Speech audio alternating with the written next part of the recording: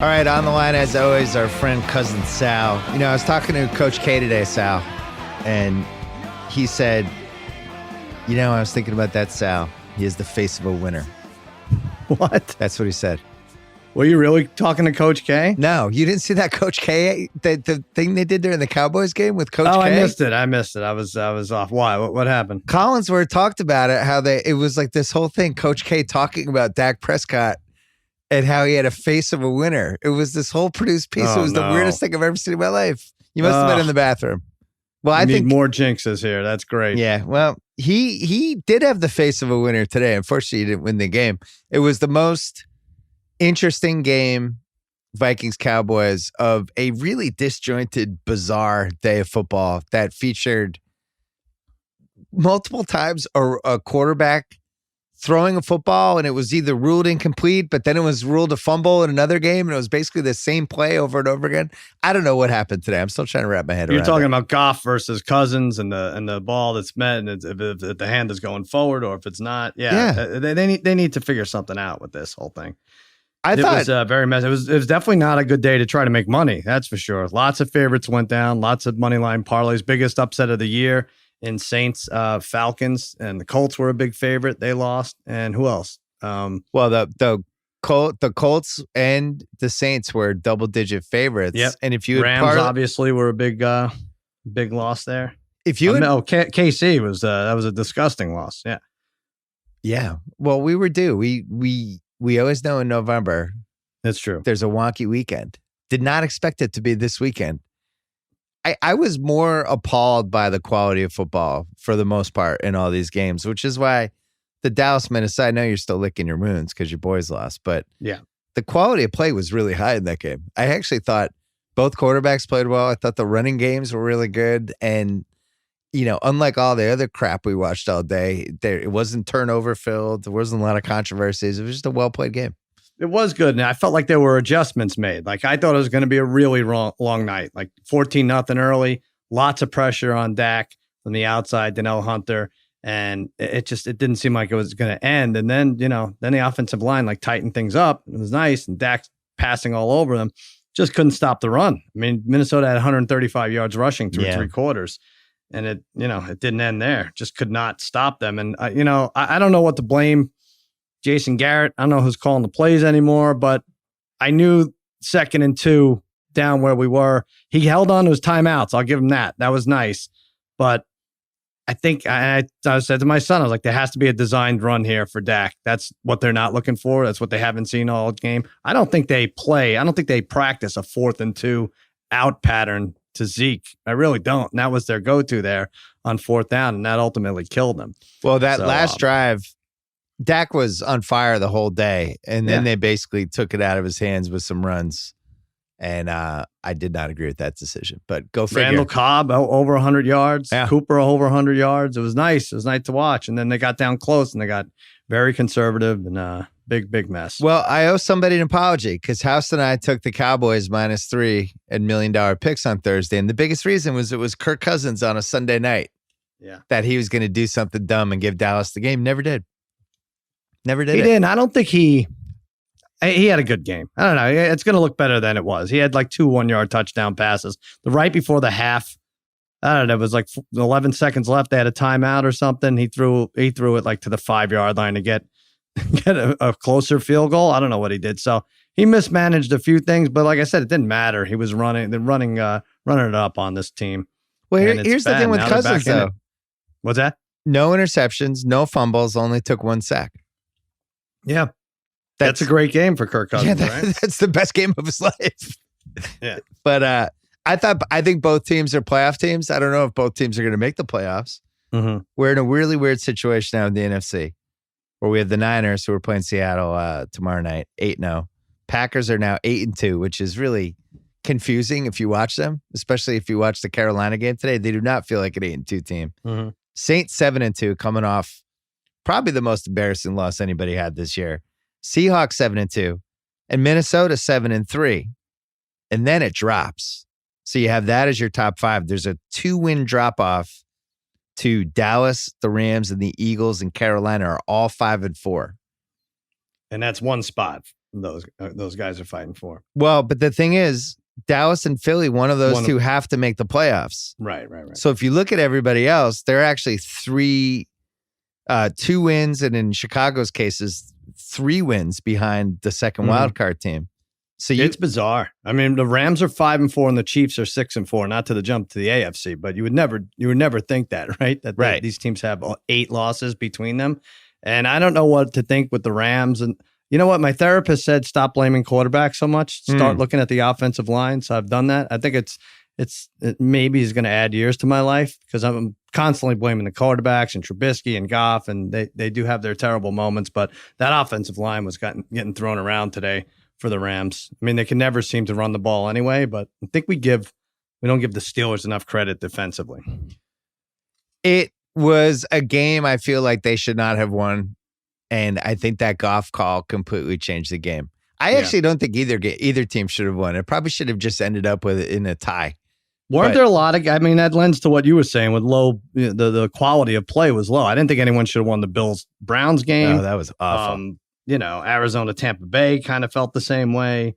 I don't know, Jets, Giants, you could throw that any week. Neither of those teams deserve to win. But yeah, I felt the same way about those guys. Yeah, the Bucs-Cards game and the Titans-Chiefs game were actually pretty fun. But for the most part, it was pretty bad football. And I can't tell if it's just kind of that midseason malaise where everybody now has enough tape to scout everybody else, or whether so many different teams have injuries. Like you saw the Chiefs game, they ran that graphic with their offensive line. What was that in the second half?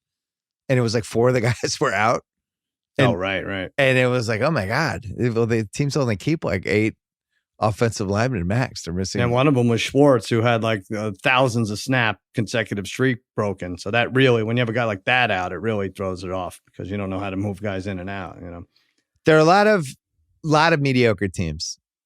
And mediocre teams and kicking. I mean, you look up at any screen, you're like, this kick's going to miss. This is 43 yards on the road. This guy's not getting this. This extra point has a 55% chance of going through. It's just, why is the kicking getting so much worse right now? Well, the Browns score the first touchdown of the Browns-Bills game. And of course, get a taunting penalty on the touchdown. Right. The Bills look at it and go, normally the team takes it on the kickoff. And the Bills were like, no, we're going to take it now. We don't think this guy can make a 48-yard PAT. They were right. Yeah. He missed it. And it was 6-0 instead of 7-0. It was so stupid. That was a big point. So many stupid things like this. Freaking point if you have +3 all over the place and the Buffalo Bills. But look at this, though. AFC, Pats 8-1, Ravens 7-2. Yeah. Texans 6-3. Bills still somehow 6-3, even though if you watch them, they don't stand out more than 15 of these crap teams. Right. Chiefs are a stunning 6-4. And then Steelers, Raiders, Colts, all 5-4, and the Titans are 5-5. This was the first day I really started to wonder if the Steelers could actually make the playoffs. Yeah. Almost by accident. The Jacoby Brissett thing, I think, there's no way they lose to Miami if he's playing that game. Brian Hoyer was so bad. And if the mistake probably was trusting Brian Hoyer, they like not just running the ball and controlling the clock and just trying to keep it low scoring game. But the Steelers, this is the first time, like 9-7 is probably going to get into the playoffs, and they can probably get to 9-7 with their defense, right? Well, they might be the full crap team that we'd never want to believe in, and we wait too long to believe in them and lose a bundle of money doing so. In 6 days, they beat the Dolphins on Monday night, a game they were losing. They ended up winning by 10 points, but lucky to win that one, I think, if you watch that. Then they play the Colts, and like you said, Brissett goes out. Am I getting this right? That was it, right? Yeah. Brissett, that was in 6 days. And then today they could have won or lost. But then you look at it like this Minkah Fitzpatrick thing. This might have been a really good deal. Like the first 2 games, the defense allowed 6 touchdown passes and had no interceptions. Yeah. And weeks 3 through 10, 9 touchdown passes in 7 weeks and 13 interceptions. And that guy is all over the place, returning touchdowns and picking balls off. He's spectacular. He takes out your best receiver. So, it was a great trade for them. I still do not agree with not lottery protecting the pick. Yeah. I still think that's indefensible. But I think Well, it's not going to matter though, right? I mean, they're going to be. Well, it's not going to matter now, but I mean, think of they were down 14-0 in Miami, and if Brissett doesn't get hurt last week, they probably don't win that game. And then this game, I have no idea how they won. And it really did flip. I mean, their offense scored 10 points today. I think the team you have to watch out for. All right, I know. It's tough to watch them move the ball, and Rudolph is going to be Rudolph. And McVay, everyone's like, oh, how did he lose to Rudolph in 2 weeks? It's like, I don't know. I think it was the defense that stepped up. But the Raiders are that team, I think. Let's say the Bills get the 5. The Raiders are scary at 5-4. Next 2 games, Cincinnati and at the Jets. Yeah. They're 7-4. I think they could score on the Chiefs, right? They have a game left there. The Chargers still, I think. Well, and probably they're a half game out of the AFC West lead. Right. So if you had to go favorite AFC teams right now, just to believe in the rest of the way, would you have New England or Baltimore in the 1 spot for you? Well, I'm glad we're taking the Chiefs out of the 2 spot for sure. So, but where would you go, Patriots or Ravens right now? No, I still go, we're talking in Foxborough? What doesn't matter. Just who do you like the most? From what you've seen. We've now had a 9-game sample size. It's not about what I've seen this year. It's about what I've seen in January, and I think the Patriots get it done. I think that's going to be a home game anyway. But I think Baltimore is definitely second at worst. Really good. Yeah, you don't want to read too much into the Cincinnati thing, but Lamar he's feeling it. He really is. And then what's interesting is now if I asked you, all right, what's the number 3 AFC team that you feel the best about? I don't know what that answer is.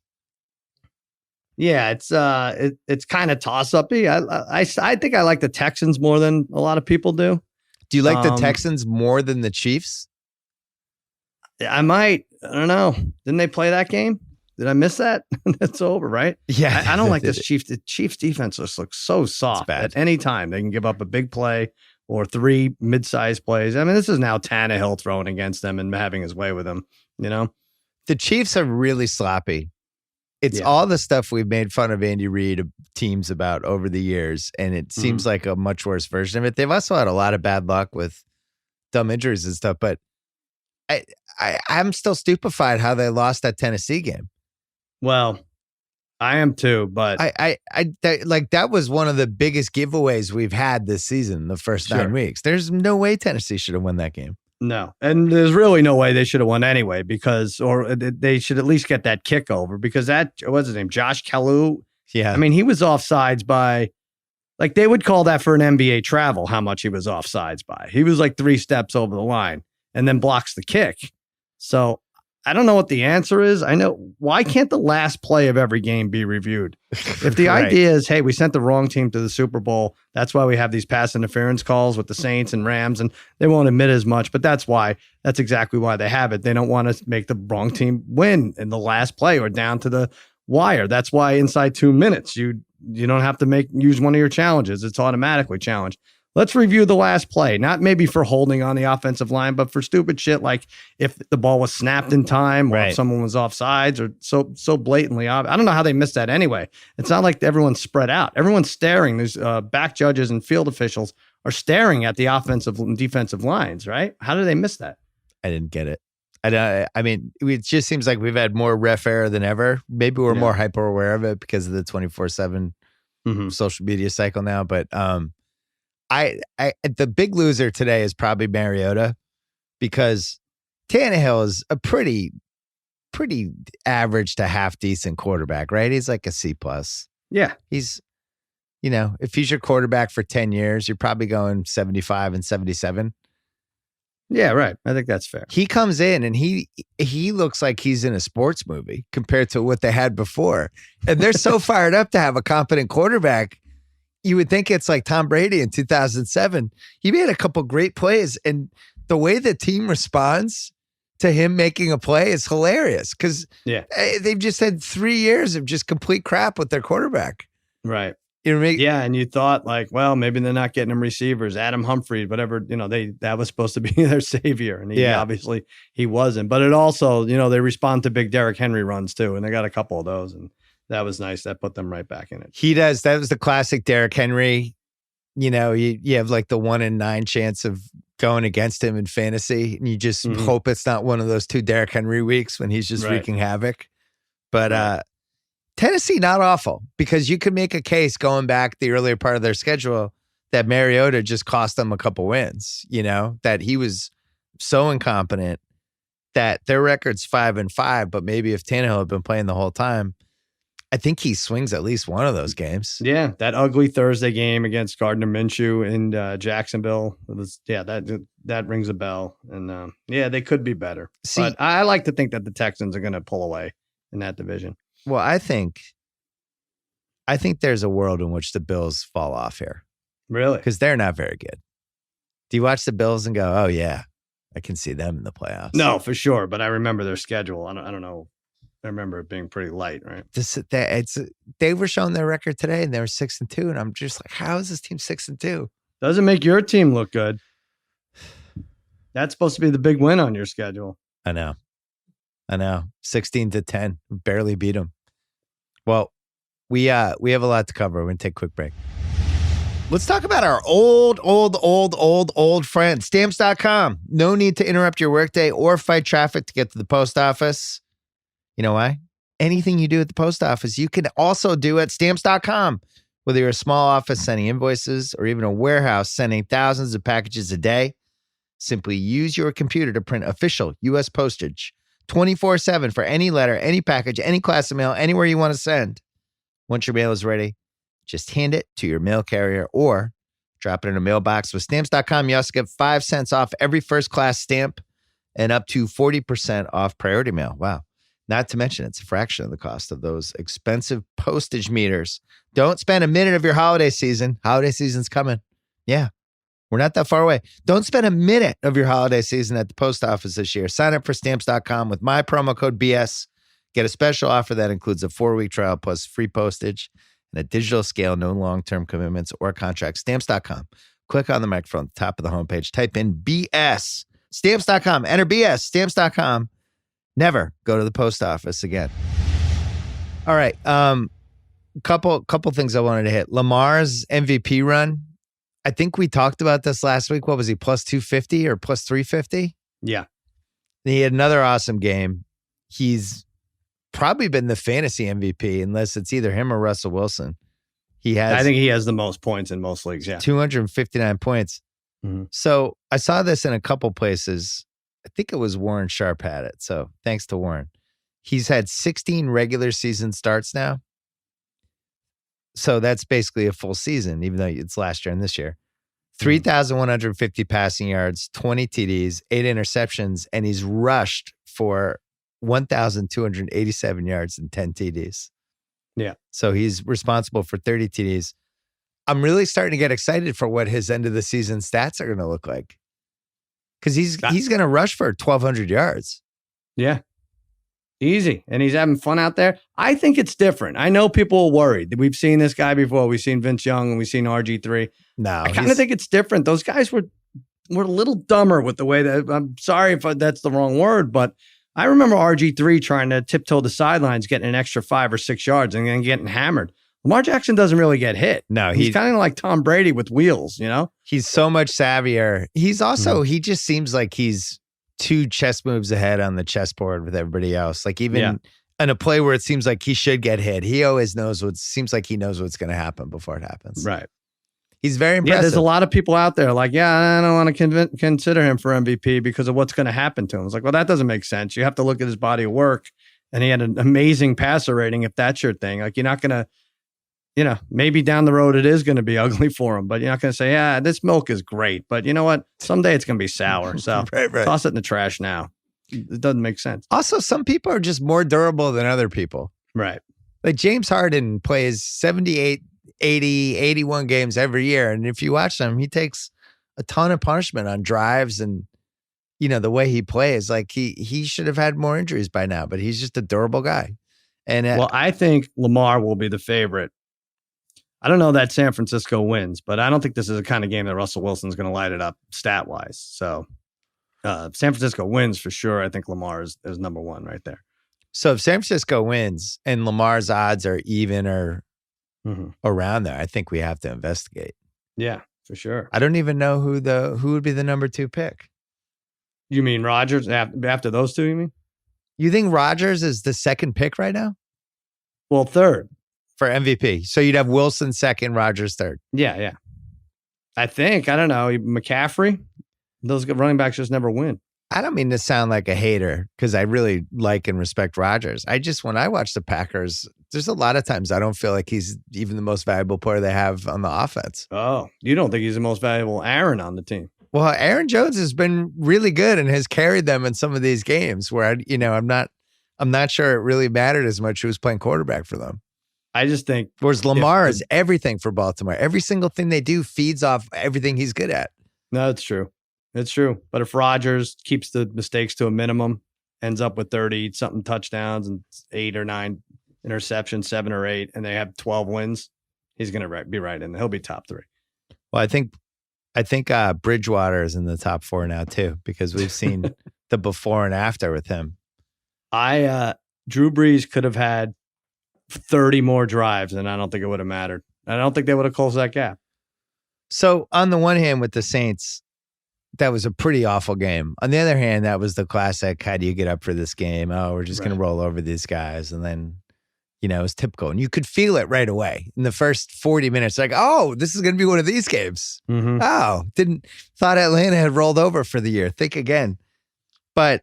Well, you get up for it because it's a division game. Like, I know Atlanta has 1 win before today. Do they have 1 win? Yeah, they have 1 win. They're 2-7. Yeah, now they have 2.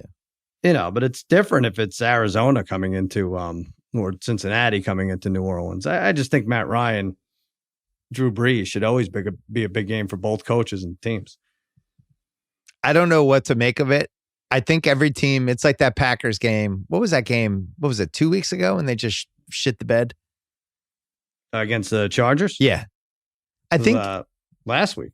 Yeah. Last week. I think you're allowed one shit the bed game in the first 10 weeks. Yeah. But the weird thing, just give everyone a heads up before you do it, so that you don't have give us a heads up if eliminator pool. If we have you in a tease.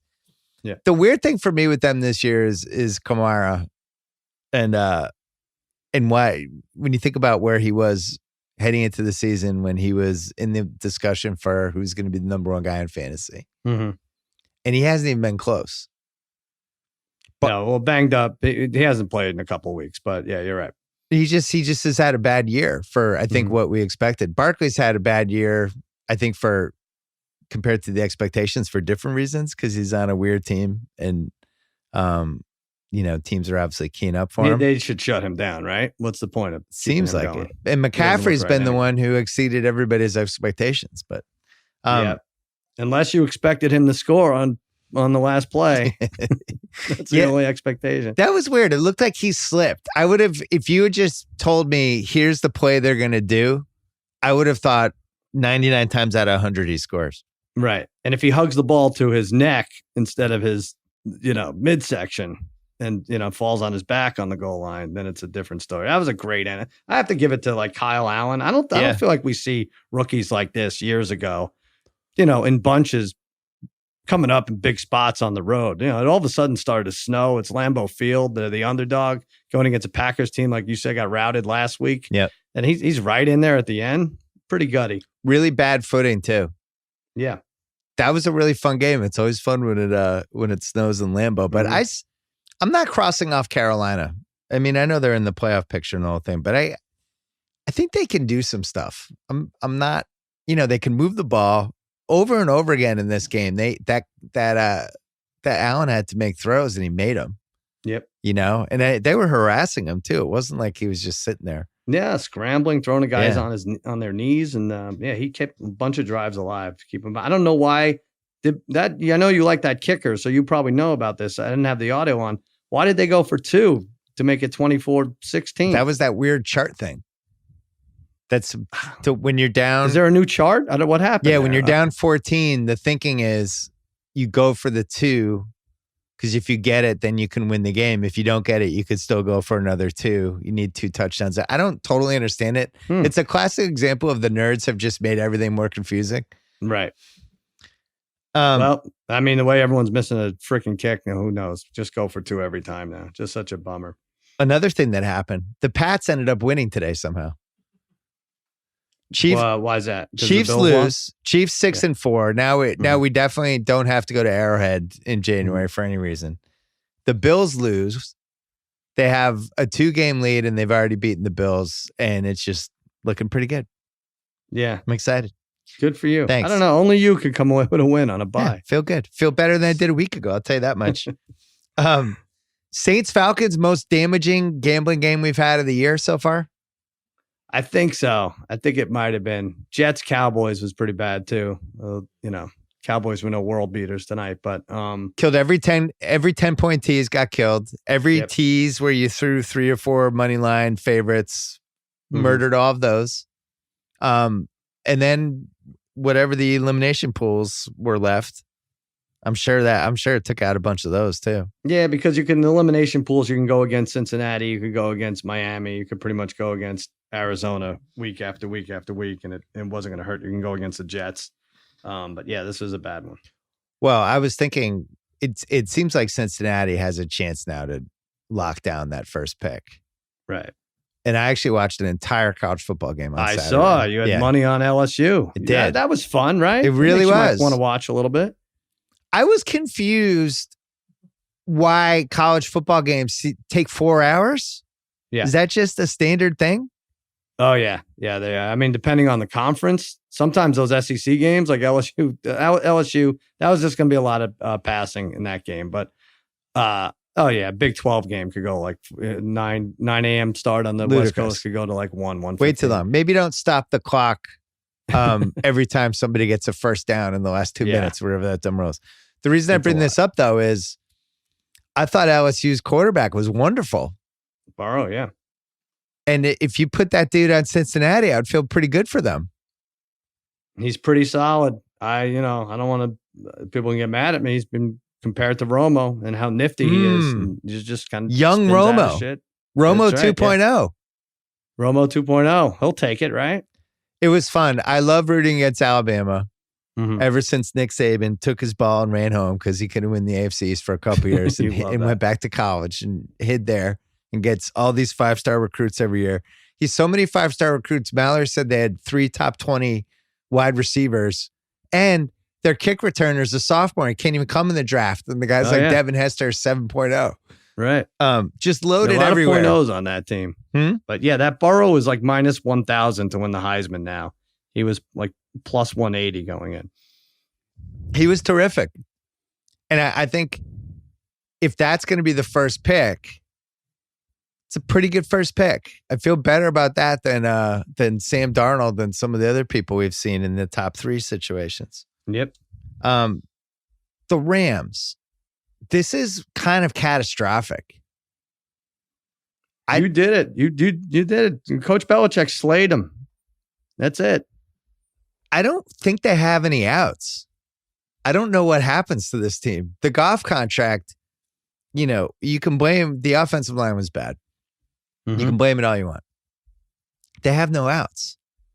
There's no scenario where they could really improve this team in the way they need to improve it because of the money they have going out to like 5 guys. And it's weird to think that the Rams have already peaked, but I think they've already peaked. And this was a team we thought was going to be potentially the team of the 2020s. But if they win that game, we're not talking about it, right? If they go 6-3. So I don't know. That would have been a bad win. Even them winning that, like they just look so incompetent offensively. Like none of their receivers can get open. And I feel right. Cooper Kupp had 0 or 1 catch. 0. I think he had 0 catches, right? Shut down by the Steelers. Looked like the Pats secondary. And then, so that's their fallback when, because Todd Gurley isn't Todd Gurley anymore. He's not. Okay, we have no running game, but we do have that 5-yard, 7-yard slant to Cooper Kupp. And then when you shut that down, boy, you're just relying on safeties and defensive touchdowns. That's the only way you're going to win. Well, the other thing is they gave up a first-round pick for Brandon Cooks, who got another concussion recently. And now it's like probably is out for the year. I think he's had 5. And that was their speed guy. And you could feel the lack of the speed guy today.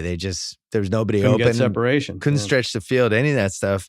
And then Gurley is just not Gurley anymore. And there's been a ton of stuff written about this. There's all kinds of stats and all that stuff. But the Rams for the first 12 to 13 weeks of last season and then in December/January when things start flipping with Gurley. And they've really never been the same since. And I don't know what made me think that they could go. I really thought their defense could win the game by itself today, and it almost did. But they're in these situations now where if they're on the road, outdoors against a good defense, I don't think they can get to 20 points. No. So they're a cross-off. Crazy, though. They might be a cross. I mean, they play the Bears next Sunday night. That's a cross-off game, right? Yeah. I mean, I would probably cross those two teams off anyway, but wow. That's pretty bad. And then we talked about Tennessee earlier. I had this. So they're 5-5. Here are the rest of their games. You tell me what you think happens. Mm-hmm. Home for the bye week next week. Home for Jacksonville. I feel like that's a win. 6-5. At Indianapolis. I'm guessing Brissett's back by then. So if Brissett and T.Y. are back, that's a different Colts team. If neither of those guys are back, that's a win. And if one of them's back, it's a toss-up. Then they're at Oakland week 14. But then and I'd forgotten about this. Home for Houston week 15. Home for New Orleans week 16. But then at Houston week 17. So they play Houston 2 of the last 3 weeks. Oh, so that's not great for them. Is it not great for them, or is that actually fantastic for them? I think at Indy, at Oakland, at Houston, at least 2 out of 3 losses there. And then what? That's 7 losses? And then New Orleans looks like they might need it now. They can only lose one more time. But I'm sorry, I don't like it. I have to deal with Clay Travis every day, so I can't promote this to Tennessee team. Well, I like the fact that they play Houston twice, and they're playing them with the right quarterback, because one of those games could have happened in September, and yeah, right, they would have been screwed. No, they're a better team now for sure. Freddie Soup, want to talk about him really quick? I do. He got so lucky. I watched with House and Jacko and Blue Boy, because they were all in town visiting this weekend. And the 8 plays inside the 2-yard line, awesome. You just never had seen anything like it. It was like he was just reaching into the deep recesses of his asshole and pulling out yet another terrible play. Up 6-0, could have gone up 9-0. I don't know when that team is up 2 scores, but seems like it would be good, right? Once this year to be up 2 scores. I've never seen a team run more plays without running any of the plays that actually work when you're on the 2-yard line. Like, where's the play where the quarterback just rolls out and throws to the tight end, which seems to work every time? Or just the quick inside run or the QB sneak, or I don't know. They're doing these plays where there's a wide receiver in motion and you don't know if they're going to flip them the ball or not, but then it's a delayed, pitch pass. And it's like, what are you guys doing? What do you think? There's you get more points if it's a cool play? Right. Just put the ball in the end zone, dumbasses. They're all over the. I mean, that was the game that no one deserved to win, right? I mean, even awful. the classic Tom Brady shovel pass that hit the ground and then the Bills recovered and ran for a touchdown. You thought that was the game. Like, for a second, everybody thinks the game's over. And it's like, oh, yeah, shit. Oh, they got lucky there. That was the one time this year I thought Baker felt like he was in control. And he's like, relax. It's incomplete. We got this. And sure enough, they did. They grinded it out, won the game. You know how they have the red zone and the fantasy zone on DirecTV? It's like 703, 704. I think they should have the dread zone. And it's just cameras on fans for teams like the Browns. Because you could kind of see the people in the end zone. They were so horrified. They just in disbelief by what was happening. After like the 6th play and the 7th play, and you could kind of see some of the fans in the first couple rows behind. And they look like they're watching their car get towed. They just had that look like, why? What is happening? Some of the words. I love the dread zone. Oh, I love it. The dread zone. It was a controversial fantasy trade in our league that involved Odell Beckham Jr. You didn't think it was controversial, but basically, guy in last place gave up Odell Beckham Jr. and James White for like 3 Eagles who were off this week. One of them's Miles Sanders. He was by far the best Eagle of the bunch, but you were okay with that. But I was okay with it because Odell's been awful week after week, and he was the reason the guy was in last place, our friend Cohurst. So it's like, all right, so he's trading a guy who has single-handedly murdered his team.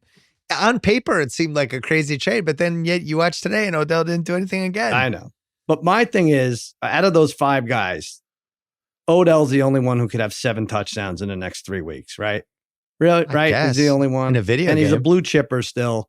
And I know he's probably the reason he's in last place. But my thing always with this is if you're going to trade one of the top guys top names at least. Yeah. Put it out. Just say, hey, I'm trading Odell Beckham, and I'm trading him within the next 2 days. And if you can't say shit to me, if you don't offer me anything, I'm just going to take my best offer. If that's Miles Sanders, so be it. Yeah, if you're 2-7 and you basically don't want to pay for the end of the meal Shakey's lunch, which is going to be Bills Raiders or whatever terrible game that is. Yep. Send the email out. Everyone on my team's available. I will be making trades. I do not want to finish last. Odell's available. You name it. That's it. That's all you have to do, and no one could say anything. Well, do you think the Browns could trade Freddie Kitchens to his XFL team? I'm so freaking mad because I have a Thursday night bit to do. Browns Steelers this week, and I was going to shit all over the Browns, and now they won, and the Steelers won. I'm like, now I have to regroup. What are you talking about? Freddie Kitchens stinks jokes. They ran 11 straight plays from inside the 4-yard line in the first half, and never put any of them in the end zone. I know, and they won. Why can't you shit on the Browns? I don't understand. I just feel like, I don't know. I don't like when a team comes off a win like this because now, you think I can? Maybe I will. Freddie Kitchens is in the running for the worst coach I've seen in the last 6, 7, 8 years. Yeah. I'd have to think about it some more, but he hits every check mark on the checklist of when you know a team isn't well coached. The dumb penalties. If the Browns could get Hugh Jackson back and erase everybody's memory that he was ever there, you think they would do it right now? Hugh Jackson or Freddie Kitchens? Yeah. Well, it seems like his players seem like they kind of like him. Would be the players definitely did not like Hugh Jackson. I think that was a problem. They didn't like you. All right. Well, I don't know. I mean, Baker called him an idiot on film, but yeah, that is true. Like a friendly idiot, like we think of like Mike August. I would have Dennis Leary. Maybe wasn't he the coach in draft day? Yeah, he's more realistic to me as a coach than Freddie Kitchens. It's a toss up. Let's do guess the lines, but we got to take a break. Hey, let's talk about ZipRecruiter. Finding key players for your team can be challenging. Just look at the Rams. They gave all that money to Jared Goff. They paid Aaron Donald. They gave Todd Gurley a big contract. They went and they traded for Jalen Ramsey. They can't block.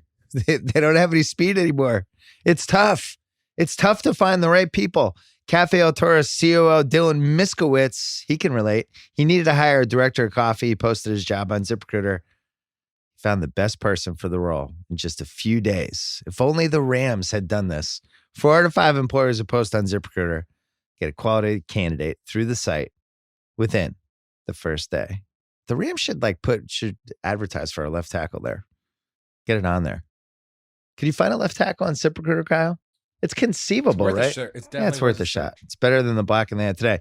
Try ZipRecruiter for free at ZipRecruiter.com/BS. Once again, ZipRecruiter.com/BS. ZipRecruiter is the smartest way to hire. And while we're here, you may have heard about a popular VPN that recently was breached. Hackers may have compromised the very thing that Wi-Fi users relied on to help keep them private online. Thankfully, there's a VPN choice out there you can trust. Feel confident knowing you have protection from Norton Secure VPN, a leader in consumer cybersecurity. Norton Secure VPN uses bank-grade encryption to help block hackers from stealing the info you send and receive over Wi-Fi, both public and home Wi-Fi. Don't risk compromising your online privacy with the wrong VPN. Choose a trusted brand with over 30 years of consumer cybersecurity experience and a name millions of people around the world rely on. Get Norton Secure VPN. Help keep private info in and prying eyes out. Right now, get Norton Secure VPN at norton.com/VPN Simmons. Starting at $333 a month for the first year with annual subscription. Norton.com/VPN Simmons. Terms apply. All right, Thursday night. You mentioned it. Browns Steelers. It's in Cleveland. This game's not in London. There are no more London games, right? That's it from London. We do have a Mexico game. I'll let you figure out if it's this week or down the road. Oh, no. Is there a Mexico game this week? When is it? Is that Monday night? Don't help him out, Kyle. No. He's a grown man. He can figure this out. There's a Mexico game? Monday night. Right now, it's scheduled to be in Mexico. We'll see. Wow, what would happen? Well, last year it was canceled, right? The field wasn't ready. I don't know. Well, I have the Browns favored by 4 over the Steelers. All right. I'm going to get this. I said 3. It's 2.5. 3 over Buffalo. 2.5 over Pittsburgh. Pittsburgh, a worse record. They are figuring that they're better competition than Buffalo, I guess. How would you describe your feelings about Mason Rudolph? Having money. Would you want to have money on him in this game? He's Ryan Tannehill light, I think. Is that a bad thing to say about someone? Like a slightly poor man's Ryan Tannehill? Yeah, he seems locked into James Washington. I don't know. Maybe it's better, the offense with James Conner and when Schuster, but it doesn't seem like it works for him. I'm not a huge fan. You just thought if he didn't turn it over, the Rams were going to have trouble scoring 7, right? If the Rams had to score 3, they might be able to, but if Rudolph turned it over. Well, he did. He threw, I mean towards the end there. Last couple of drives. Yeah. I was just waiting for it. Yeah. Sunday marquee game. You're not going to believe this. I do not have the Patriots game here. I have Ravens Texans. I think it's a better game. It's fun. Deshaun against Lamar. There's some MVP implications. They're in the top 5, both of them. Yep. It's going to be incredibly entertaining. I can't wait to watch it. And I think the odds of this being a very, very good game are much higher than the odds of the Pats Eagles being a very, very good game. So that's my Sunday marquee. I have the Ravens by 4.5. All right. Yeah. Well, I had a feeling you were going to say I got it 4.5 exactly also. And that's what it is. 4.5. Right square in the Vegas zone. This is a nice time for the Ravens to catch the Texans. They've had some injuries. Mm-hmm. I wouldn't say it's the most must-win game of all time for the Texans. I don't know. No, the Texans take care of business in their division. They're good. They have a good enough lead that they'll be fine, I think. Yeah. I agree. But I think the Ravens destroy a team like the Bengals. They destroy a team like the Dolphins. They surprise a team like the Chiefs. But I don't know. At home, laying points is a weird kind of thing. Or it surprises a team like the Patriots, rather. This is a strange thing. Crazy reinvention by the Ravens, where they had this whole run dating back to the earlier part of the decade with, the tail end of Ray Lewis and Suggs and Flacco and all that stuff, and then kind of treaded water and stayed relevant, but not 100% relevant. And then we're just able to reinvent themselves in a year. Ozzie Newsome. Yeah, great job by him. Yeah. It is. I mean, it is true though. They did have the 25th pick that year and did not take Lamar. Right. And then traded back into the draft to take him at 32. Mm-hmm. But it is one of those classic things where they loved him, but they didn't love him enough to take him over the tight end at 25. They're a fun team. You don't want to see them. You don't want to see them in Foxborough at all. You'd rather see the Chiefs. No, Lamar's terrifying. I don't want to see Lamar ever again this season. Yeah. The watchables. I got 2. Saints at Tampa. I continue to think the Bucs are the most entertaining league pass team. I really enjoy watching them. Jameis did it again today. Right away. He threw a couple terrible picks. Yeah. They had their usual 3 turnovers, including their running back just decided to drop the ball. Mm-hmm. There's no one around him. He was just kind of carrying it in his right hand and heading toward the sideline, and then he just kind of lost it. So you just know you're going into a Bucs game with 3 turnovers. There's going to be 5 incredible Mike Evans plays. Yeah. There's going to be the shot of Jameis coming out of a timeout when he's staring at a photo, just searching for answers, not understanding where that safety came from. I just really enjoy them. I enjoy them too. I was starting to get sick for Bruce Arians. I was like, this guy's got health issues. Right. If he has to deal with 2 Jameis picks every week to start, and then you're losing to a team like Arizona who's coming in on the road, West Coast coming east, how much more can this man take? I think, you know who I like in them too? They're the Salvatore Bellomo of the NFL. Oh, remember Salvatore Bellomo? How could I forget him? He was a wrestler. He wasn't a jobber. A jobber is a guy who got pinned every time he went out there. Now, Salvatore Bellomo would beat up on he'd beat up on the jobbers, and then he'd go against like the Iron Sheik or George the Animal Steel or one of the better heels, and he'd get beat himself. He was fun. He'd clap his hands. He'd dive around. He'd do drop kicks and everything. I think that's what the Bucs are. And that's why I don't think you didn't even mention them in the teams that can make the playoffs, but we don't ever want to cross them off. See, you were almost there with that analogy and you had the wrong wrestler. What, you want to say SD Jones? No. They're the unpredictable Johnny Rods. Oh, Johnny Rods. Okay. Johnny Rods, his nickname literally was the unpredictable Johnny Rods. This was I what thought he was would do. a little more jobber. I don't remember him beating too many guys. That's the only thing. Yeah, I was going to say maybe Iron Mike Sharp because he actually did get pushed a couple times, but could never. He was in like a tweener. He was between jobber and semi-pushed. Exactly. He was tremendous. He had that forearm brace. He had that injury, but after like 2-3 years, he didn't give up the brace, and he would actually use it to his benefit. He would slug it at a guy, and that was his finishing move. There's so many wrestling shows now. They should be stealing from old ideas like that, right? Yeah. Because I thought that the cast that the guy might not totally need was one of my favorite wrestling gimmicks. The clothesline. Iron Mike Sharp, Cowboy Bob Orton. Yeah, really good. Cowboy Bob Orton had the cast on for a year and a half. Yep, it was great. Well, I have the Saints laying 3 in Tampa Bay, and I like. Oh, you went light. I did. I said 6.5, and it's 5. Do I get that? Yeah, I was off 1.5. You're up to 5 points. Now they played already. October 6th, 31-24 Saints at home. I always feel like these games are close. Bucs Saints. No matter what year it is. The Saints now. I don't know. I want to see a couple good games out of them again. We see this. I was like, it's going to be great. Kamara hasn't played with Breeze and this defense and Thomas. There's been like 2 games that they've all played together, and then this happens. This one was in the running for marquee game, but at least we know it's a full-fledged watchable. We're getting to the time of the year when you look at this Pats-Eagles game that we're about to talk about, when weather could be a factor. Hey, Google, what is the weather forecast for Philadelphia next Sunday? There'll be scattered showers there Sunday with a high of 49 and a low of 42. Whoa. Scattered showers, Sal.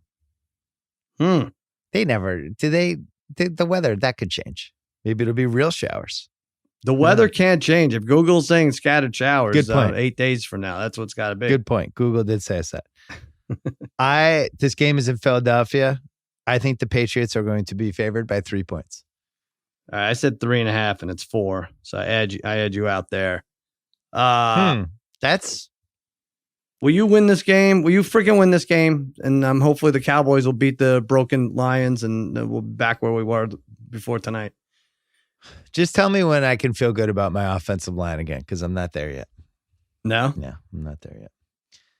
Barely watchables. By the way, you want to talk about fan bases that kind of secretly hate their teams right now? The Eagles are up there. Secretly hate them, really? The Eagles fans, I think they're just frustrated. If you can get 2 Eagles fans talking about the Eagles and really get, like, in about 3 minutes in, they start laying into everybody in the team. It's great. And they start complaining about, I got this from an Eagles fan the other day. Well, if your guy had just taken the Indianapolis job, we never would have lost Frank Reich. And he balanced Doug out. Got that one from somebody recently. Yeah. What do you say to something like that? You let the Eagles fans vent. Yeah. Barely watchables. First one, Cowboys-Lions in Detroit. Detroit Detroit was who we thought they were. Took a while to get there. I have the Cowboys favored by 3.5 in Detroit. That's what I said. It's 3. Okay. Who is this? This is Treskel. This is the old Bengals quarterback, right? The play today wasn't awful. Yeah. He was not mediocre. No. I had him below in that mediocre. game. I don't know. I guess he kept his team in that game. It's before Trubisky remembered how to throw a pass in the third quarter. But yeah, they have to win this. This is now a must win for the Cowboys. So the Matt Stafford thing, how do you think that conversation went? Where he's like, I really want to play. Like, you can't. I really want to play. You have broken bones in your back. Yeah. I don't care. Just get me a brace. I want to go out there, have this streak. Matt, that is unbelievable. And I woke up and I have him in a fantasy league, and I'm like, oh crap! What? Don't be a puss, but just play. And I'm like, a broken bone in his back. My God, like, Matt, I think we'd hear about this on Thursday. I know he was like not a full participant in practice and everything else, but Matt, here are the X-rays. See those broken bones? Those are in your back. You can't play. You're not allowed. Yeah.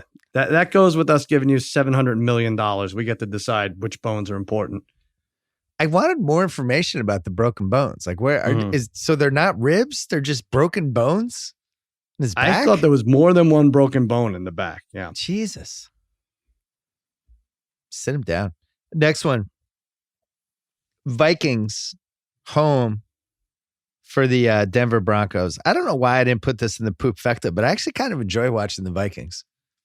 I think Dalvin Cook is one of the most fun guys to watch right now. Right. So then you got one of the Allens on the other side, right? Yeah. There's no Flacco. I had the Vikings by 9.5. You're going to get this. I went low. I said 7. Oh, this is before I saw them beat the Cowboys. I went 7. It's 9.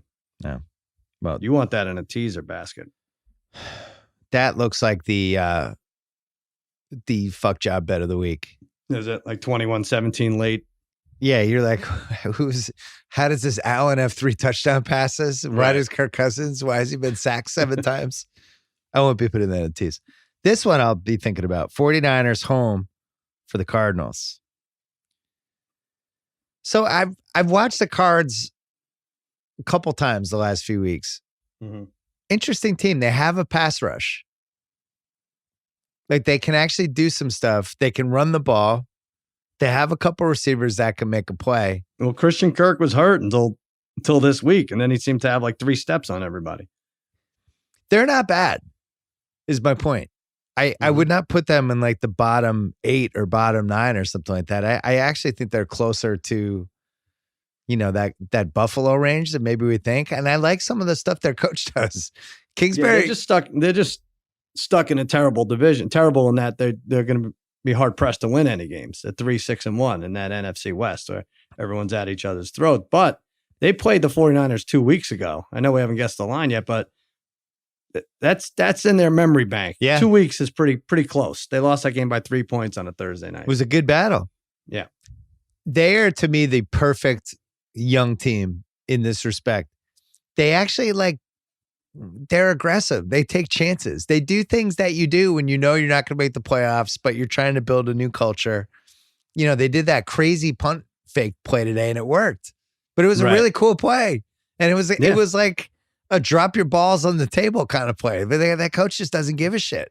They are the Adrian Adonis, not the obese flower shop guy of the NFL. I don't know. But I think that's how you should be thinking when you're a team that's not going to make the playoffs and you have a really good young player. Mm-hmm. And why not be aggressive in these games? What's the worst thing that's going to happen? That's Kingsbury. Yeah. If you see him if you see him as a college coach, you see. They almost won the Tampa game because of that play. And then Tampa had a really nice drive to come back, but it's impressive. I have 49ers by 10.5. This is high. I said 11.5. It's 13.5. That's too high. The Cardinals are competent. I don't agree with that. I can't believe I can't believe the team's undefeated. I guess they should get all the respect in the world. But even 6.5 against Seattle, now 13.5 against Arizona. These are division games. My God, one of these needs to be close, right? That feels like it should be close. Plus, coming off however the Seattle Monday night game, I'm sure that's going to be a war. Yeah, and then you got to play this 5.5 games later. Kai, what are your thoughts on Kyler Murray after 10 weeks from what you've seen? I think it's funny. He made a remark about the Heisman Trophy winner. And I was like, hey, during the week, I was like, why don't you worry about winning Offensive Rookie of the Year? This is something that you take every snap. You should be running away with this award. Yeah. Daniel Jones, all right, he had 4 touchdowns, but he's not going to win. And you're getting this to Jacobs, basically, on the Raiders, who didn't say a word in Hard Knock, didn't do anything to publicize himself. Yeah. But I think a couple more games like this, and it says I don't mind him at all as a franchise quarterback. Would you? I think he's been good. I don't. He hasn't been as electric as I thought maybe he was going to be, but he's also young and he's trying to figure it out. But he can make different types of throws. He can extend plays. He's basically as advertised. Yeah, I like him. Poop Fecta. We got 4 games. Start with Colts Jags. My Ewing theory Colts, man. I guess the Ewing theory just jumped on the Nationals and never looked back. Just ditched the Colts. It was really grim watching them today. They just have no above average skill players other than Marlon Well, Mack. yeah, but wouldn't it be a revised Ewing theory? Like it's so now Luck is out. That's the Ewing theory. Brissett is out. So it's like Ewing.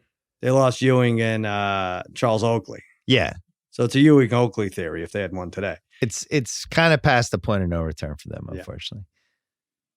Although I will say Frank Reich did something that drives me bonkers today. What did he do? This is like the 5th time this year it's happened. They had 3 timeouts left. They're losing the game, and it's in the last minute, and it was 4th down. Mm-hmm. And it's not going great. But I think they were like around maybe the 20, something like that. They had scored a touchdown. 4th and 10 or 4th and 9, something like that. I think they're on the 18. And Hoyer calls a timeout. Mm-hmm. It's like, all right, now it's like if we don't get this, we're losing. Right, I'm all for the that. 3 That's timeouts. what Jason Garrett miraculously held on to his today. Keep your damn timeouts. You'll get a whole nother shot. If you have the 3, you don't waste one of the timeouts. Now the game ends if you don't get this. Exactly. I don't understand why people can't figure that out. I have the Colts by 3.5 at home over the Jaguars. I said 3. It is right now 3. Seems that's fair. A stay away of all stay Yeah, aways. that's I don't care what's going on. Bills are at Miami. This is going to be a terrible game. I have I had trouble with this. I wanted to say Bills by 3. And then I thought people are still not buying into this Miami thing, even though they've been pretty solid for like 4 or 5 weeks here. So I settled at Bills by 4. I said 4.5, and it's 6.5. 6.5. That's too high. Bills team. It's too high. Now, they beat him by 10 3 weeks ago, but that's too big a number, right? Kudos to Brian Flores. That dude's done a nice job. That team plays hard, and they have 5 guys I've heard of. You made a ballsy bet today. And I don't, a lot of people are like, oh, so take an underdog once in a while. Don't take favorites on teasers. It's not such a ballsy bet. Miami plus the points was a ballsy. Did you have them in a teaser too? I had, I teased them with the under. Yeah. It easily won. Yeah. Yeah. That was nice. I want to start just making weird bets because anytime I try to do conventional bets, it seems like they lose. I mean, you look at it today. I was reading online today because they have all this intel now from all these different casinos because now they have casinos in New Jersey, all these places. Sure. And at some point they said it was like 9:30 in the morning our time that 95% of the money in the Chiefs-Titans game was on the Chiefs in some form. Right. And I saw that and I was just like, oh, so the Titans are somehow going to cover this. Yeah. Like, of course. This is why we keep building casinos. That's the masses are asses theory. But the problem is a lot of the good teams carry a big number like that. 75, 80% on the Ravens and the teams that won too. But underdogs were 7-3 today against the spread. Panthers-Falcons. I had no idea what to do with this one. It's in Carolina. I put the Panthers by 9. It might be too high. Oh, I think we split this because we were both 2.5 points off. I said 4. It is 6.5. Yeah. Oh, so the Falcons look good for one game, and now we're willing to think they're a good team again? That's basically it. That's ludicrous. Yeah. And they play in like 2 or 3 weeks again, too. Did you see Matt Ryan's pick with like 4 minutes left? Yeah, it was nice. As they were closing out the game, and they decided to get cute and throw, and he just throws it. It was like a classic, terrible Matt Ryan pass. Taunting Drew Brees. Couldn't get it. He didn't even have a good game, Matt Ryan. No. I really don't know how that ended up the score it was. Saints are bad. Raiders are home for the Cincinnati Bengals. Mm-hmm. And this is, if Josh Jacobs wants to put away Offensive Rookie of the Year, this would be a nice place to start. I have the Raiders, amazingly, by 12 points. You're going to get it here. I said 13. I went higher. It's 10. And I don't think they get tripped up. Last year, Crown Royal launched the first off-the-field water break to encourage fans of the game to moderate and hydrate to stay in the game. Whether you're watching in the stadium, watching at home, or in a bar, have a great time. Enjoy some Crown. Don't be that person that ruins it for everyone. Make the right call and take a water break. So who made the right call this week? Who made the right call? I'm going to say the Raiders made the right call for moving. And I have a story attached if you'll listen to it. Yeah, let's hear it. So I'm doing Thursday night. I'm doing Thursday Night Football. I'm doing a live hit on the game in the pregame. Thursday morning, I tape Lock It In live in San Francisco because no one stays in Oakland. So I tape it in San Francisco from 1:30 to 2:30 in our hotel in like a conference room. They have the camera set up. Now it should take a half hour to get over the bridge. I'm done at 2:30. I'm downstairs 2:35. I have a 4:40 live hit in Oakland Stadium. We get on the bridge and it ain't moving. It's not moving for anything. I don't know what, one of those things like 5 lanes is down to 2 lanes. We don't know what it is. We're freaking out. I'm not going to get there. Finally, it starts to move. It's 4:25. I have a 4:40 hit and we're still like a half a mile away. And so I get out and Brother Bry's with me from Against All Odds podcast. I'm like, we got to run. We have to run. And it was like sprinting through Fallujah because everyone's like, hey, man, you want tickets? Hey, come on. You got? Who needs? Who's got? Who needs? I have to get through this whole crazy war zone of people. And I finally do. And then they see my Fox Pass, like, oh, fancy guy with his Fox Pass. Oh, maybe we'll take that from you. I'm like, I'm going to get mugged. Best case scenario, I get mugged. I'm never going to make it. Miraculously, we get 3 good answers from security guards as to what door we should enter. And our pass is good and everything's all right. I get through. I get mic'd up at 4:36 for a 4:40 hit. I'm in the black hole. I'm with all those maniac fans. And I'm sitting in with them. I'm actually in like right there. There's a gorilla and there's all painted faces and there's a spiked shoulder pads and everything. And right before we go live, I feel a hand in my pocket, my back pocket. And I was like, you got to be. And I turn around, I grab the hand and I bend the wrist back and I turn around and there's this guy. I was like, are you kidding me? He's trying to pickpocket me in the black hole. The camera's pointed at us. He doesn't even care that the camera's pointed at us. He doesn't know if it's on or not. And I turn around. I'm like, will you fucking behave yourself? We're on live TV in like 40 seconds. And he looks at me. He's like, like there's maybe something wrong with him. Maybe not. I don't know. But then I did the live hit. I'm sweating like a pig. You could see like my armpits are sweaty and everything.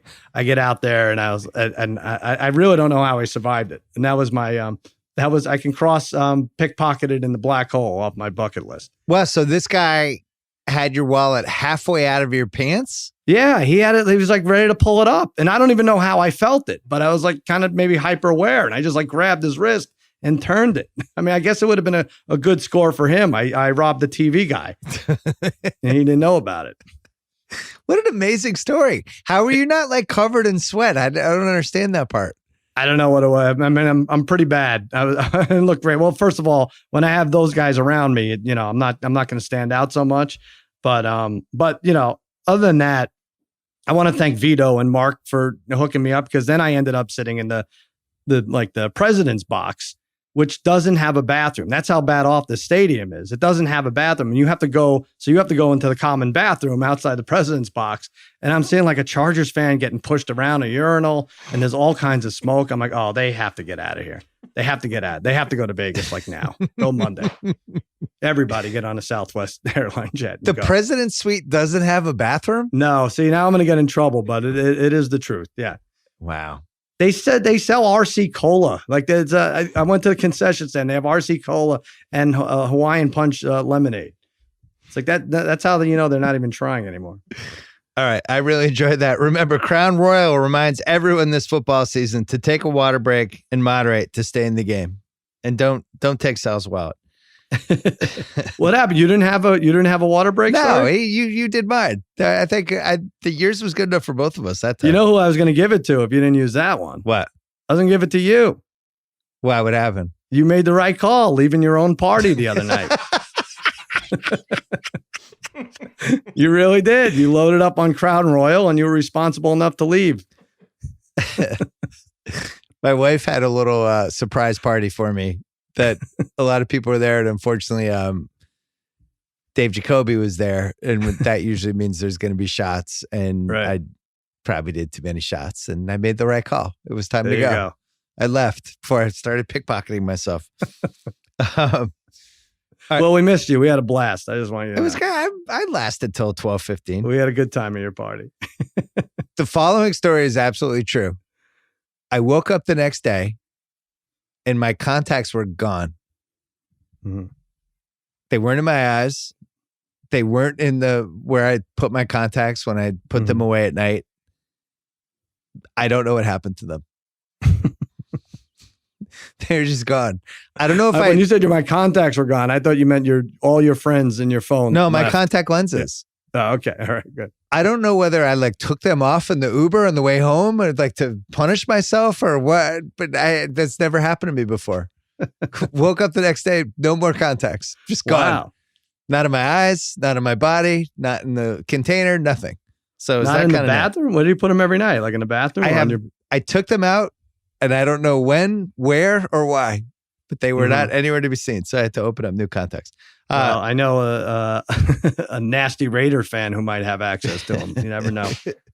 Well, speaking of that, this next one is Kendall Roy's poop bed, which is how it could have ended up for me when I woke up that next morning. We have a really terrible game this week. It's really especially awful. The Jets are in Washington. I have the Jets favored by 3 points, which is incredible but true. I cannot imagine a world where Washington is favored, but maybe I'm wrong. All right, I beat you this week because I had Washington by 2, and it's Washington by 1. And shame on anybody for thinking of taking either side here. Usually, with these games, there's fans from the other team.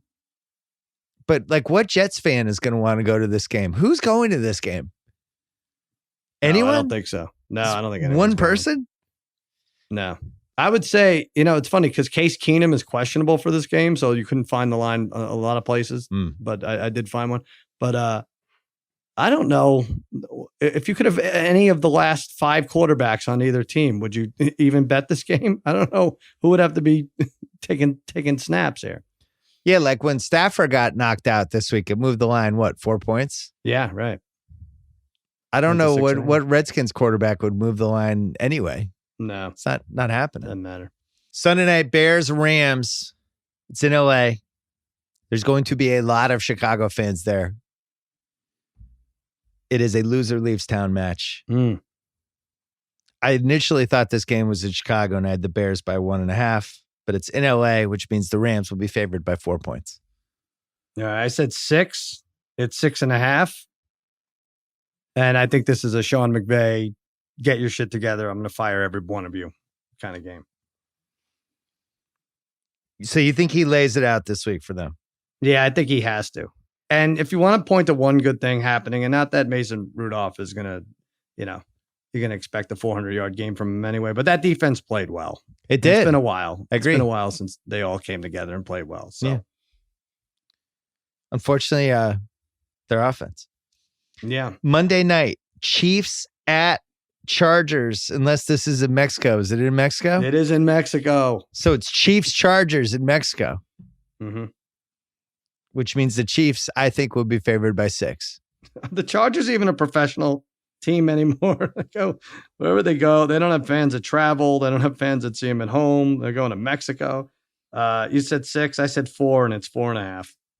Killed me this week. Yeah, that was a bloodbath.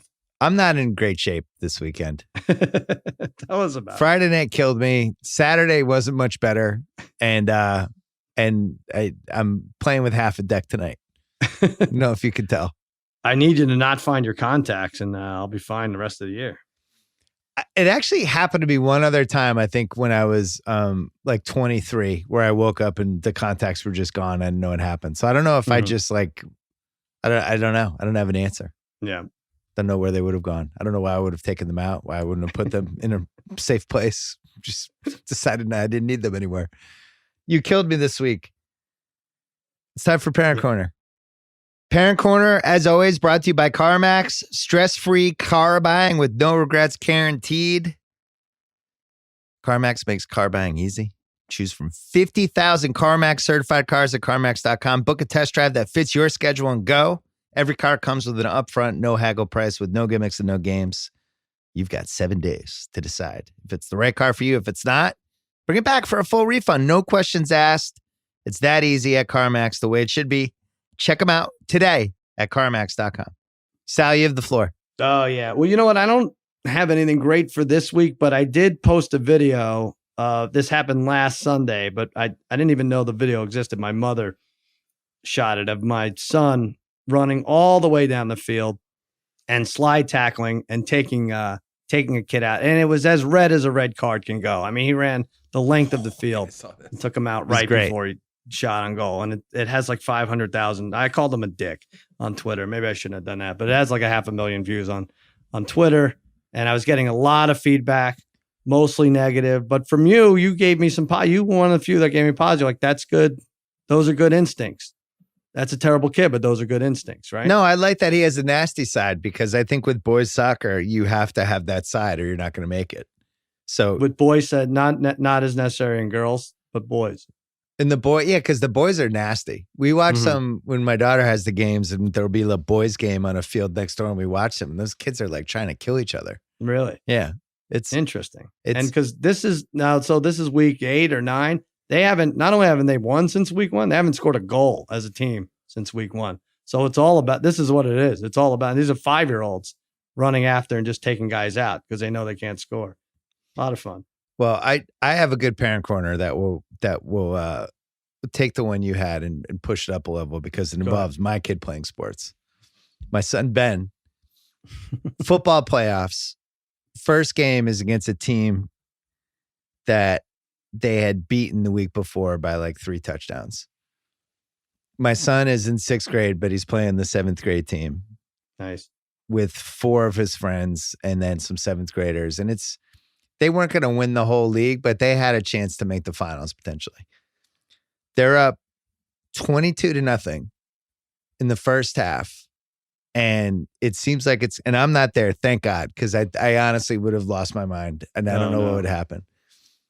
On the sidelines, it's decided that they're going to ease up a little bit so it's not a blowout, because this is a classic thing that happens out here in LA. It's a little softer out here, let's be honest. Like, it's a tiny bit softer. Don't want to run up the score. My whole feeling is it's a playoff game. You can't fuck around. 3 scores is not a big enough lead when you're talking about 12-year-olds. My son 5 days earlier was dressed like Jack Nicholson from The Shining, limping around with a fake axe. I mean, it's like these are not brain surgeons. So we ease up, and the other team starts coming back. And because we had a younger team, it just kind of falls apart. So all of a sudden, it is. I think we're up 24-22, and we have the ball, and the other sideline's going crazy, and we have a chance to put the game away. We got screwed by a couple calls. And at some point, there's some call or some flag guarding penalty or something. And one of the kids on our team goes, "That's fucking bullshit." Mm-hmm. You take one guess who got the 10-yard penalty for that. Was it your son, Ben? Well, it's even worse because they thought it was somebody else on the team, and they gave him the penalty. And the kid that they gave the penalty to is somebody who would never in a million years swear, unlike my degenerate son, who was so mad that they were losing this game that he just lost it and ended up swearing. And then 10-yard penalty, we go backwards. It ends up missing the drive. So now he's like... 10's not bad. Not 15, 10? Which one?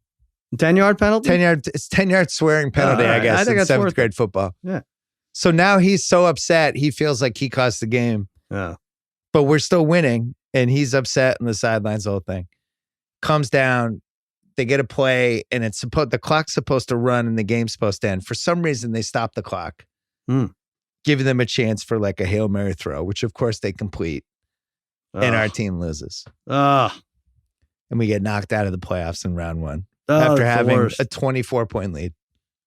Yeah. Or 22-point lead, whatever it was. That's not good. And then my son is convinced that because he swore during the game and they didn't put the game away in the last drive, that it was his fault. Well, listen, and then you probably said, no, it's not your fault. Let him take one of these every now and then. Let him, yeah, Ben, yeah, you shouldn't have said anything.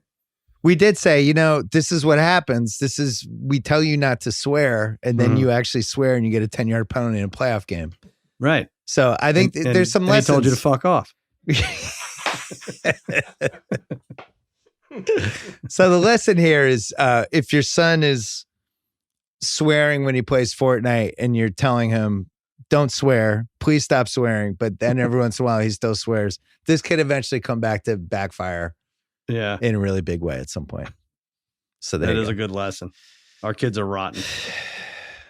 I stand by my what I said about your son. I like that he has a nasty side already at age 5. Yeah. Might lead to a couple red cards down the road, but it's fine. I hope. I don't know if there's a prison soccer team, but he'll be a willing participant.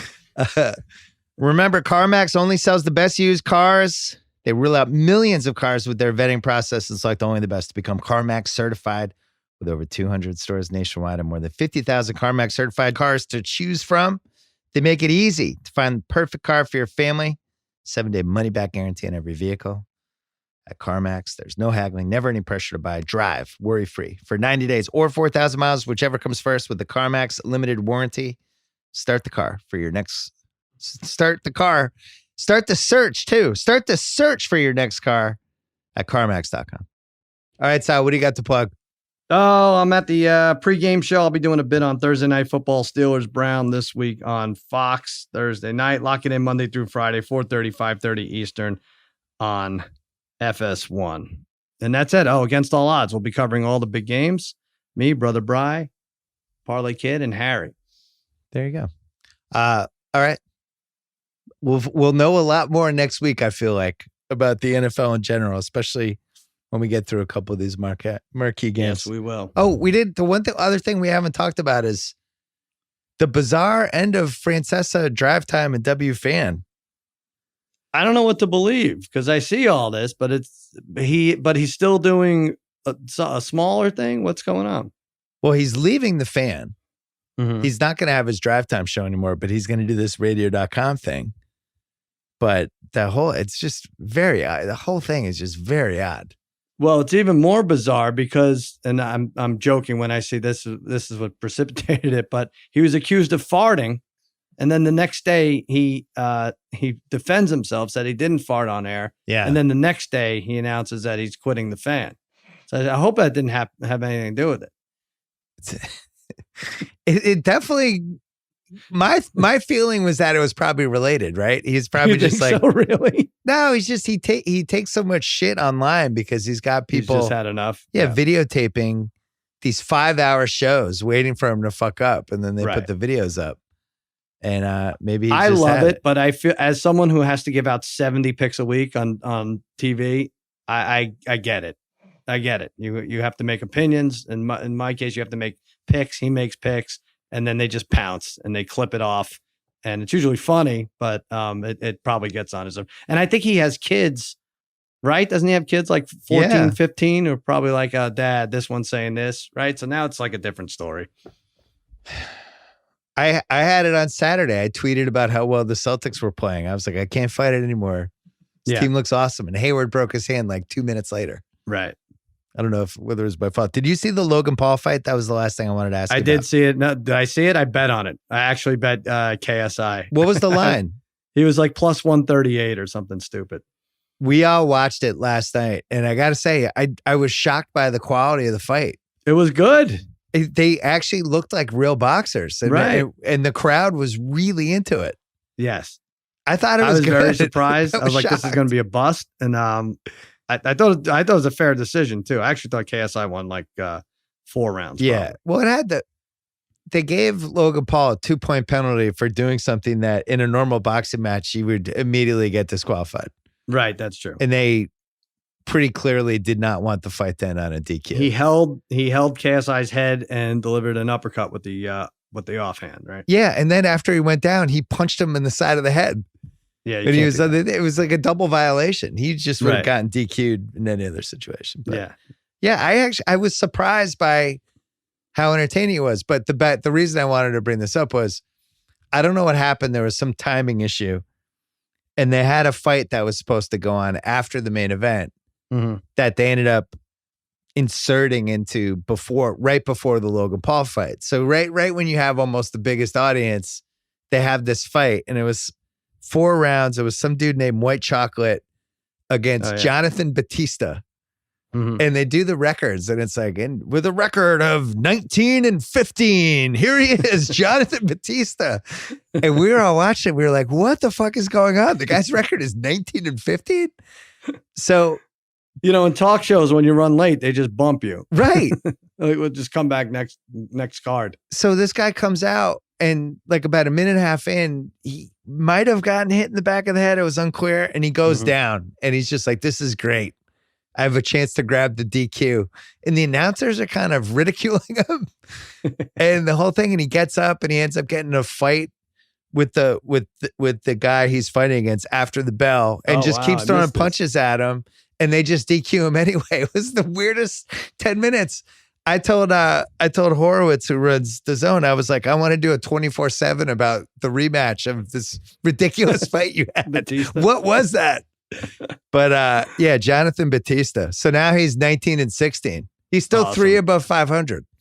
I think boxing might be making a comeback. I think it's good for DAZN. That Canelo is just a monster. We're knocking out light heavyweights now. It gets me mad now because Floyd was so smart to fight him when he was young. Oh, yeah. Like 22, 23 at the time. Got him super early. Now I think now he's just too heavy. He would destroy him. But there's some good ones coming up because the Joshua sequel's coming up. Wilder fights this week, right? Yeah, the Wilder sequel against Ortiz, and then Joshua against Ruiz. When's that one? That's in the next 2 months, I think. Is that December? Yeah. I want to watch both of those. I think that fun. The heavyweight division is more fun. And I like the KSI Logan Paul. I think these guys can get, like Lenny Dykstra and the Bagel Boss. That's a joke, but I like to see more guys who take it serious and want to fight. Well, I was texting you and Jimmy from the Celebrity Boxing from 2002 when Danny Bonaducci fought Ron Palillo, Horshack, and no, it wasn't Bonaducci. It was Screech. Screech fought Ron Palillo. And it's pretty riveting.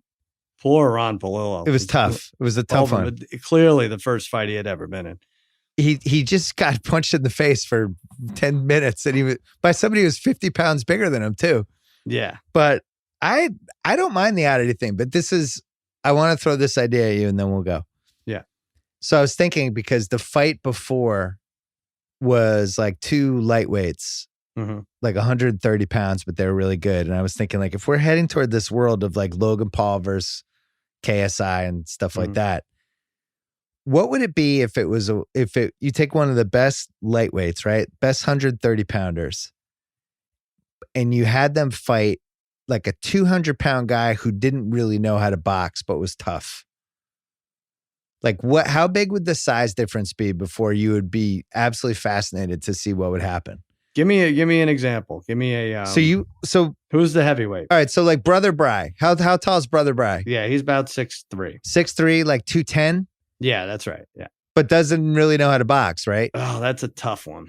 All right. So because we would do this in wrestling because we wrestled in high school. So there was a limit where a state champ wrestler, at a lightweight.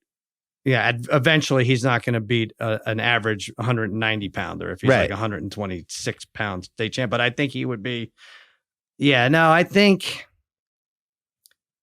like Brother Bry, he would have trouble with the 126 guy would pepper him enough with jab. Wouldn't knock him out, but I think so a guy who's like 5'7", 128 going against Brother Bry, who's like 6'3", 212. Yeah. And now Brother Bry catches him, it's a different story because he's got some skills, but I think these guys are so used to moving in and out. So what's your thing? You want to pit professionals at a lighter weight against? Yeah. What the hell are you talking about? I would just want to see it once. Like Kyle. Let's say Kyle against a bantamweight. It was like 112 pounder. Right? What do you think, Kyle? Guy's a skilled boxer, and Kyle has no boxing experience at all. Yeah, how long have I been making good decisions at this point? Like 24 hours before, 48 hours? No, you have like 4 weeks to train. Oh, okay. You could smoke as much as you want for 4 weeks. I believe in myself. But I really think the DAZN might be onto something with this Logan Paul KSI. Like, I'm ready to see weird shit in boxing cards. We have these 5 those are fights. Cruiserweights, but yeah. No, but I'm saying that said, Vasyl Lomachenko beats up anybody we know. Oh, that's no he beats question. Doug DeLuca. He beats all the any big guy we know. But if you got to like 118 pounds or 120 pounds, like at some point it has to, the size would have to come into play. But probably not going to hurt you as much. Yeah. But what I was thinking was, I've never watched a boxing card for 4 straight hours, right? Mm-hmm. So it's always like you end up watching the fight before the main event and then the main event. Right. Nobody's like, oh, I'm going to sit down and watch these 7 fights in a row. Yeah. But they could get weird with a couple of the fights in there. And maybe this would be one, maybe Brother Bry against the bantamweight champ. I like that. All right, let's set it up. Just think about it. I want you to talk about this on Against All Odds. So I want to know what everybody thinks. All right, I like that. The Cuz, as always, good job by you. Good job by you, Billy. All right, thanks to the Cuz, thanks to State Farm, thanks to CarMax, thanks to Norton Secure VPN. Don't risk compromising your online privacy with the wrong VPN. Feel confident knowing you have protection from Norton Secure VPN, a leader in consumer cybersecurity, which uses bank-grade encryption to help block hackers from stealing the info you send and receive over Wi-Fi. Right now, you can get Norton Secure VPN at norton.com/VPN Simmons, $333 a month for the first year with the annual subscription. Terms apply. Norton.com/VPN Simmons. Back on Tuesday with a very, very, very famous movie star. Yeah, that's happening. And don't forget, Book of Basketball 2.0, we're dropping a podcast late Monday night. The next one in the series. Stay tuned for that. Until then.